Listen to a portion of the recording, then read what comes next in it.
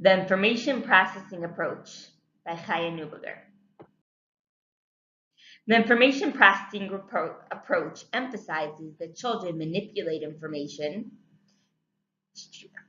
monitor it, and strategize about it. Central to this approach are the processes of memory and thinking, cognition. As children grow and mature, their abilities in information processing increases. Cognitive resources refers to the capacity and speed. So memory is the retention of information over time. Attention improves cognitive processing for many tasks.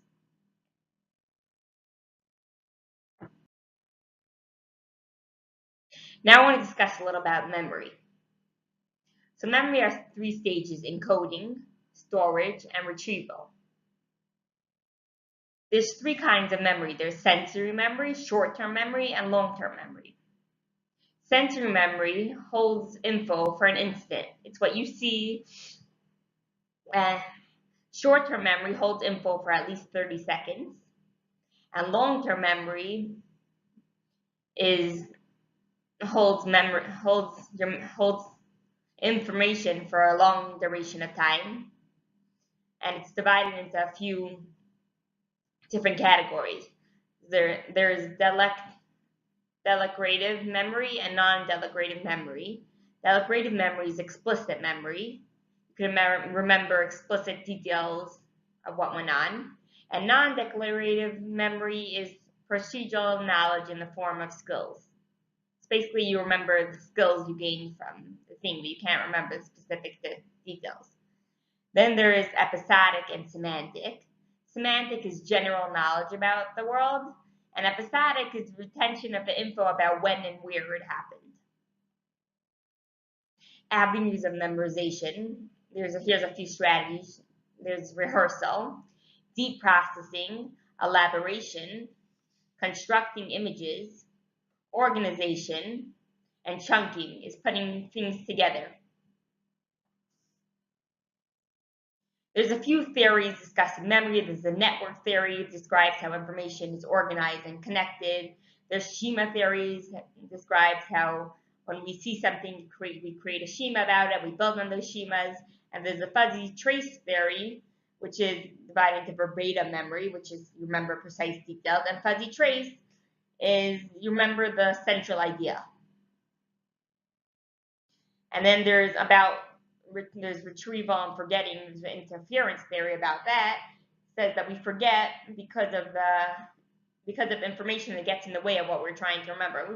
We have it stored in our brain.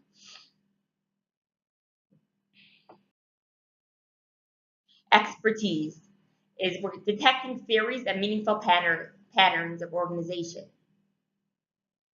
Fluent retrieval is you're able to fluently bring back or remember what was going on. And adaptive expertise is being flexible and adaptive to new situations. Strategies to reach expertise is spreading out and consolidating learning. Asking yourselves questions that helps to make sure that you comprehend the material, which stores it in your memory. Taking good notes is always a good tip. And using a study system such as PQ4R, which is preview, question, read, reflect, recite, and review.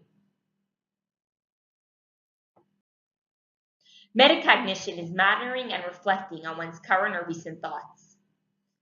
So there's first order cognitive skills, which enables children to know about the world. And there's meta-knowing skills, is knowing about one's own thoughts and the thoughts of others.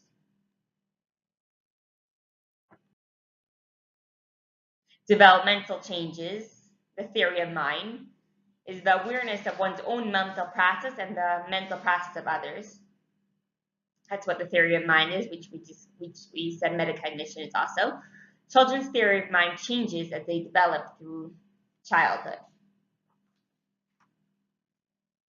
2 to 3 years old is one stage, then there's 4 to 5 years, there's middle and late childhood, and there's adolescence.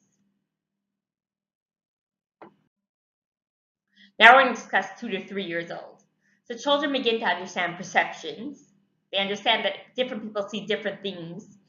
They understand emotions. They can understand when you're angry with them, when you're happy with them. And they understand, definitely, we all know that they understand their desires. They'll cry if they want something, they'll ask for it. 4 to 5 year old children, those children at that age come to understand that the mind can represent objects and events accurately or inaccurately. Middle and late childhood children have a deepening appreciation for the mind itself rather than just an understanding of mental states. Children move from understanding that beliefs can be false to understanding of beliefs and mind as interpretive.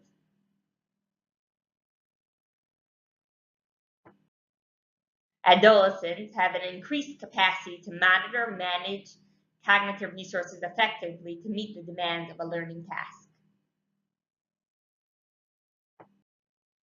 The good information processing model.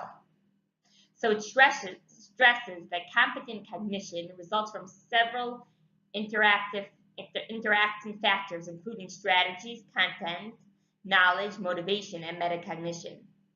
The key to education is helping students learn a rich repertoire of strategies that result in solutions.